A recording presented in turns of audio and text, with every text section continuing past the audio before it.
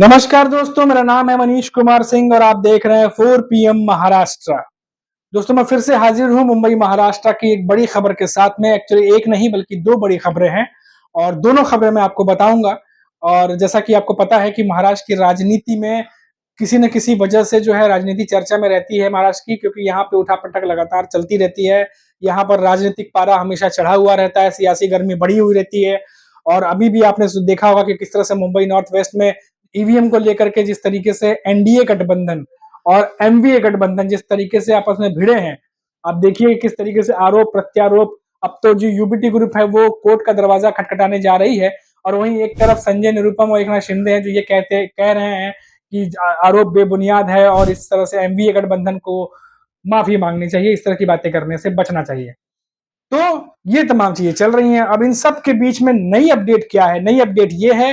कि महाराष्ट्र के सीएम एकनाथ शिंदे, देवेंद्र फडणवीस और अजीत पवार जो एनसीपी के मुखिया हैं, अजीत पवार के एनसीपी के मुखिया, उनकी एक बैठक हुई है एकनाथ शिंदे के ऑफिशियल आवास पे। और ये बैठक देर रात चली है, देर रात ये मीटिंग चली है। और बताया जा रहा है कि इस बैठक से जब अजीत पवार जो है वो मीटिंग से निकल के चले गए, जब उनकी मीटिंग खत्म हो गई, उसके बाद भी देवेंद्र फडणवीस और एकनाथ शिंदे की मीटिंग चलती रही।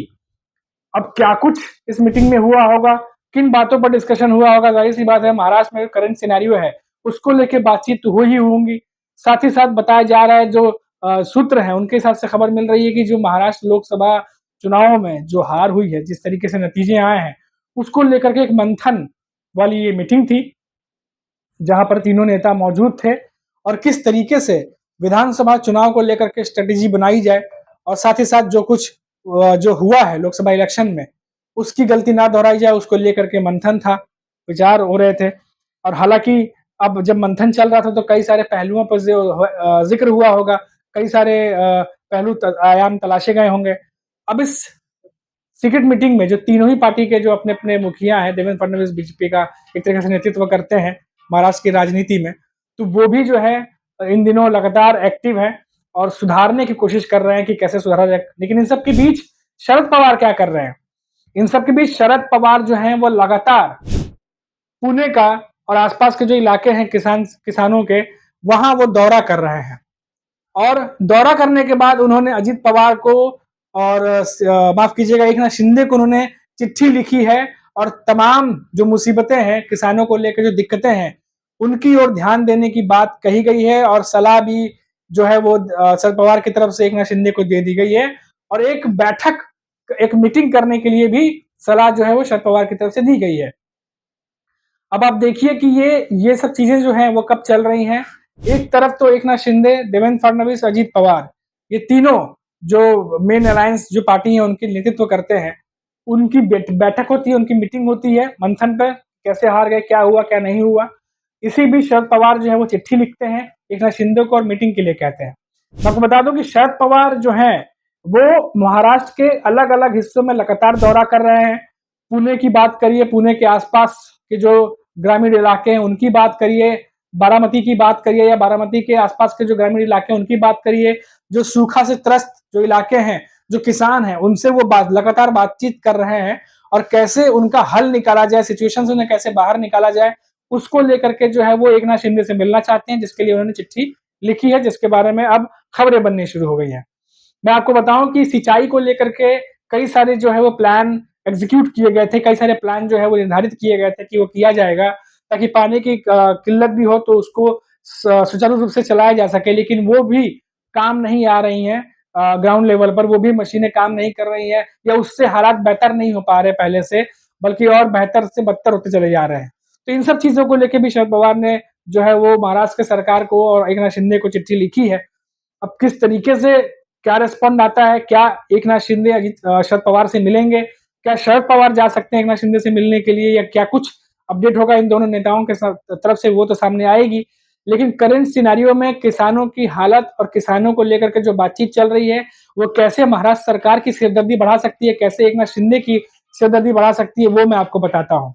दरअसल किसानों को लेकर के जो कुछ भी मुद्दे गरमाए हुए हैं उनको शरद पवार जो है आगे बढ़ा रहे हैं, उनकी बैठकें चल रही हैं किसानों के साथ में। और यही पर उन्होंने ये बात कही थी, जब मैंने आपको पहले की वीडियो में बताया था कि इन्हीं किसानों के साथ जब उनकी लगातार बैठक चल रही थी, तो उन्होंने ये कहा था कि अगर उनकी बातें महाराष्ट्र की सरकार नहीं मानती है तो 4 महीने बाद वो सरकार बदल देंगे और फिर नई सरकार बनेगी।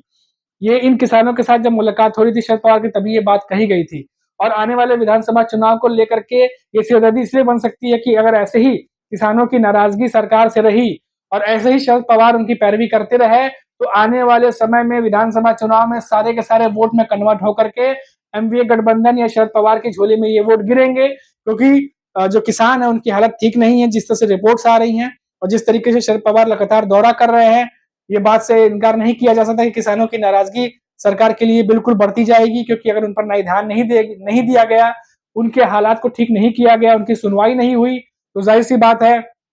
उनका झुकाव शरद पवार और की एनसीपी की तरफ होगा, जो उनकी बात को आगे बढ़ा रहे हैं। और ऐसे में विधानसभा चुनाव में फिर से एक बार एनडीए गठबंधन को यानी महायुति को झटका लगना तय हो सकता है। तो ये एक तरफ से राजनीति चल रही है, और वहीं कल मैंने आपको बताया था कि महाराष्ट्र की राजनीति किस तरीके से आगे बढ़ रही है। आप देखिए कि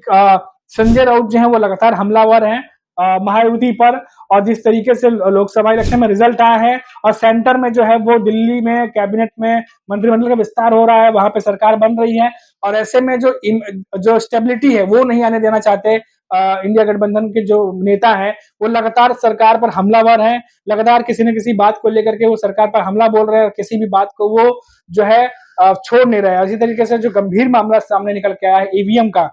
48 वोटों से जीते थे जो रविंद्र वायकर हैं वो, और लगातार यूपीटी ग्रुप इस बात को उठाता रहा है कि 48 वोटों की हेराफेरी की गई है, इसकी जांच होनी चाहिए। और ऐसा ही कुछ देखने को मिला जब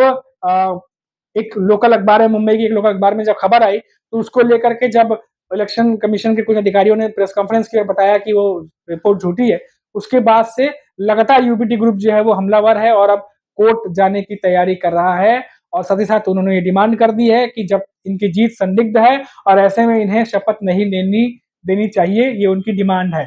तो इस तरीके से जो है महाराष्ट्र की राजनीति गरमाई हुई है, और इन सबके बीच जब सीक्रेट मीटिंग चल रही है, जब जो महायुति है उनके तीनों नेताओं की जब मीटिंग चल रही है, तो जाहिर सी बात है सिर्फ बात जो है वो लोकसभा की हार तक सीमित नहीं रहेगी, बल्कि महाराष्ट्र के करंट सिनारियों की भी बात हुई होगी, और साथ ही साथ आने वाले विधानसभा चुनाव को भी लेके बात हुई होगी कि किस तरीके से अब उनकी रणनीति रहने वाली है, क्या कुछ प्लानिंग रहने वाली है। तो महाराष्ट्र की राजनीति में ये बड़ी हलचल थी, बड़ी खबर थी जो मैंने आपको आज बताई है। और इन सबके बीच जो एकनाथ शिंदे हैं, उनसे शरद पवार की मुलाकात हो सकता है कि आने वाले समय में हो जाए, कि जिस तरीके से चिट्ठी लिखी गई है और किसानों के मुद्दे पर चर्चा करने के लिए शरद पवार जो उन्होंने चिट्ठी लेकर इन्फॉर्म किया एकनाथ शिंदे को, तो हो सकता है कि आने वाले समय में इन नेताओं की एक मुलाकात भी हो। तो अब देखना होगा कि कब टाइम मिलता है और किस किस समय ये नेता मिलते हैं, और क्या शरद पवार आने वाले विधानसभा चुनाव में जिस तरीके से अभी से ग्रामीण इलाकों में दौरा कर रहे हैं, किसानों से मिल रहे हैं, क्या ये एक बड़ा फैक्टर होने जा रहा है विधानसभा चुनाव में? क्या इस पर समय रहते महायुति को ध्यान देना होगा, नहीं तो एक बड़ा फैक्टर बन के निकल सकता है जब उन्हें नुकसान झेलना पड़ सकता है। क्योंकि एक तरफ तो मराठा आरक्षण को लेकर के पहले ही हमने देखा बीड में किस तरीके से नुकसान झेलना पड़ा, साथ ही साथ महाराष्ट्र से कई सारे गांव हैं, वहां से भी उन्हें नुकसान उठाना पड़ा। तो ऐसे में अब मौजूदा सरकार नहीं चाहेगी कि किसानों की नाराजगी भी उन्हें झेलनी पड़े, और इसीलिए शरद पवार की चिट्ठी को सीरियसली लेने का समय आ गया है। और जिस तरीके से शरद पवार समय मांग रहे हैं, तो जाहिर सी बात है उम्मीद ऐसी है कि उन्हें समय भी मिल जाएगा, एकनाथ शिंदे और उनकी मुलाकात जल्द देखने को मिल सकती है। अब देखना होगा कि कब इनकी मुलाकात होती है और क्या कुछ इनकी मीटिंग से निकल कर सामने आता है। तो ये बड़ी अपडेट थी जो मैंने आपको बताई है महाराष्ट्र से। देखते हैं कि किस तरीके से अभी आगे की महाराष्ट्र की राजनीति की दशा और दिशा तय करती है, ये तो आने वाला वक्त ही बताएगा। तो फिलहाल अभी के लिए इतना ही, और आप देखते रहिए 4 PM महाराष्ट्र। फिर लौटेंगे तो बात करेंगे किसी बड़ी खबर पर। तब तक के लिए मुझे इजाजत दीजिए, नमस्कार।